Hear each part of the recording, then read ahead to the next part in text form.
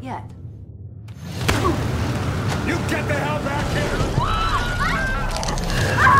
Get inside! If good fences make good neighbors, then the whole lake makes even better ones.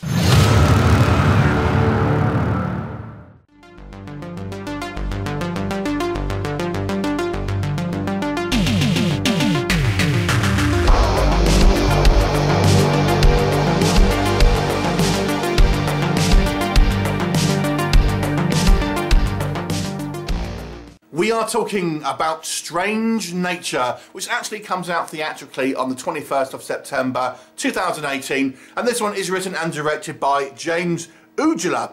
Now, this one I would best describe as a mix between The Curse and The Thing. Curse is a 1987 kind of like movie that maybe not a lot of people know about these days, and The Thing obviously everyone knows about, but it's an ecological mashup between The Curse and The Thing. I think it's actually a pretty apt description of this movie.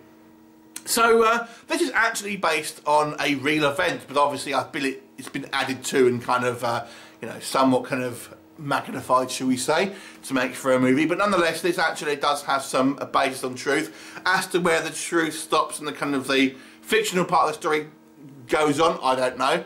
I'm not familiar with the actual real case, so you just have to take my word for it, I suppose. But nonetheless, there was this apparent rash of mutations in frogs in this particular area in America, and no one could really explain why. Yeah, there was a big thing apparently within that kind of area. So this movie focuses on this this woman played by Lisa Sheridan, and she's actually a kind of an ex-one-hit wonder pop star, and she's got her young son, and they are moving in with her father, who is this kind of like elderly guy that she's somewhat estranged from. And it reminds me of Lost Boys, that kind of like that where you have this kind of guy who's got all these kind of, you know, stuffed animals all over the place, and they'd come from the big city, etc. Couldn't help but think of Lost Boys as that one.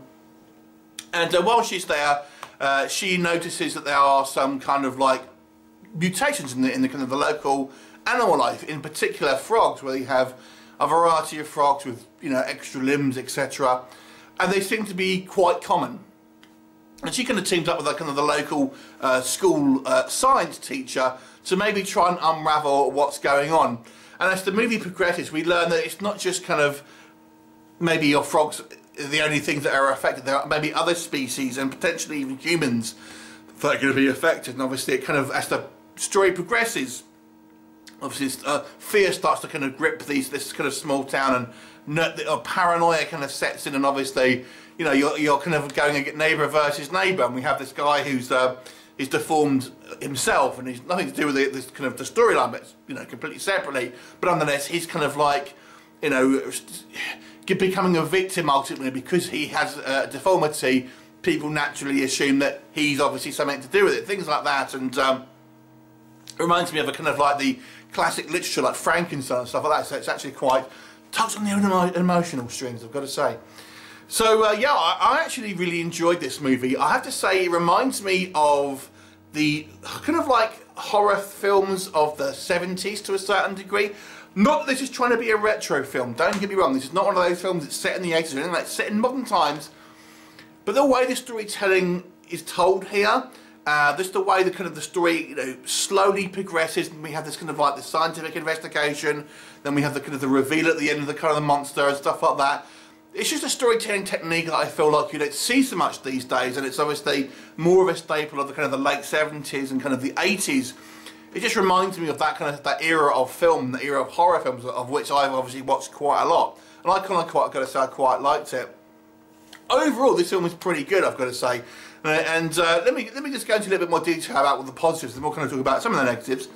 So first of all, I've got to say the cast did a great job here. I actually thought the cast were pretty fantastic across the board.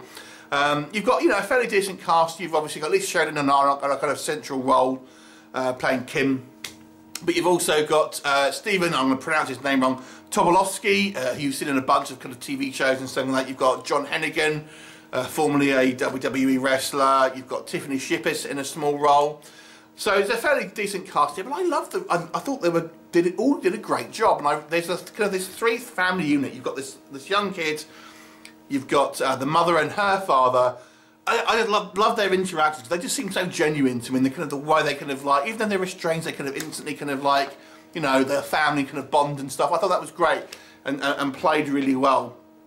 And I kind of like the fact that we have all these kind of like peripheral characters, all of whom get a fair amount of characterization themselves. It's nice to see some of them, maybe the kind of the co-stars and the kind of the smaller characters actually have a little bit of screen time and kind of get a little bit of characterization themselves, and you kind of see where they're coming from. And we have, like, you know, John Hennigan playing this kind of local kind of hick who's a little bit of a bully, but you know, you kind of understand that he's coming, even though he's a bit of an asshole in the film, he's coming from a kind of a place of fear, and it's the fact that he's just, you know, a loaded gun pointed in the wrong direction, things like that. And I thought that was all very good, and I just thought the story was thoroughly intriguing, and it kind of doesn't kind of just tell you what's happening. You kind of have to follow the story, and there's a variety of different kind of potential reasons about why the things are kind of happening. And as the movie goes on, obviously the kind of the tension escalates, and the kind of the threat becomes greater and greater as there seems to be more of these kind of mutations are revealed, and ultimately it ends up being kind of a little bit of a creature feature / body horror movie. That is why I make the comparison with maybe the kind of the Curse and the Thing. And there's definitely elements of both of those films within this, but obviously with a kind of an ecological kind of twist on it. So I thought it was a really good movie. Do I have some negatives with this movie? Maybe two, and the first one is one maybe you can look over, and that is the budget. The budget of this movie looks like it's fairly low, and there are some instances where the budget just can't help but look like a little bit cheap. Things like, for example, there's some really bad green screen. I mean, there's not a lot in this movie, but when it does happen, ooh, it is painful to watch. But luckily, like I've said, not a huge amount. And when we get to our kind of like our practical effects, I believe the director is actually from a special effects background, and there is a fair amount here on display. And this is kind of where things like movie like The Thing will come in. They're not quite, you know, they're all practical, but they're not quite to the level of that kind of, you know, movie. They do look a little bit on the cheaper side. You might be able to get over it. If you're a fan of this channel, you probably know that I kind of tend to review lower budget independent films, so I'm kind of quite happy with it. But I would appreciate if, obviously, you may kind of be a little bit disappointed with some of the effects, and they may look a little bit ropey if you're used to kind of your more Hollywood blockbuster.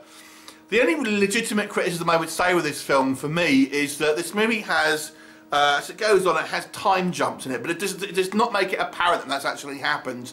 So you're kind of watching it, and all of a sudden someone's had a baby, or, you know, someone's been dating for like weeks and stuff like that, and you just don't know, because it doesn't seem to kind of, you as an audience know that think this has kind of gone on by an amount of time. It almost feels like it's happening in an amount of days, when it clearly isn't. It's happening over a kind of amount of months. And then the movie doesn't do a good enough job of kind of, I feel, making you aware of that, and so some things are a little bit jarring. I almost feel like this movie would have been better suited as a kind of maybe like a two-part mini-series, so it could kind of maybe just stretch it out a little bit more, and maybe those kind of areas wouldn't feel a little bit quite as dry, because it feels like they've had to maybe just kind of edit it down a little bit. The movie, I would say, it's a slower, I wouldn't call it slow-paced exactly, but it's slower-paced. And this is again what I'm saying is tying into the kind of the retro feel of it, that kind of like the style of filmmaking, the style of storytelling that we used to have in the 70s and the 80s and stuff like that, rather than the kind of the more in-your-face every kind of 5 minutes type thing that you have in more modern films. But I found this story significantly interesting, and I was enthralled. I wanted to see what happens next. I wanted to find out what happened. I thought the characters were all kind of quite well realised. I thought the acting was good. I mean, the directing was pretty good. Maybe a little bit pedestrian, but nonetheless, it's an enjoyable film, and I would definitely recommend it, especially for those of you who like movies maybe from the kind of the 80s and 70s. Although, like I've said, to be clear, it's not set then. But I'll give this movie an 8 out of 10. I thought this was a thoroughly interesting movie with, with an ecological message, but nonetheless doesn't beat you over the head with it, with some interesting characters, some cheesy special effects that are still kind of fun. You gotta love them. Yeah, so I'm gonna give this movie an 8 out of 10. I actually thought this was a very good film, and I would heartily recommend it to you. So go check it out if you have, if you've not seen it already, and let me know what you think if you have. And I'll look forward to seeing you next time. Bye for now.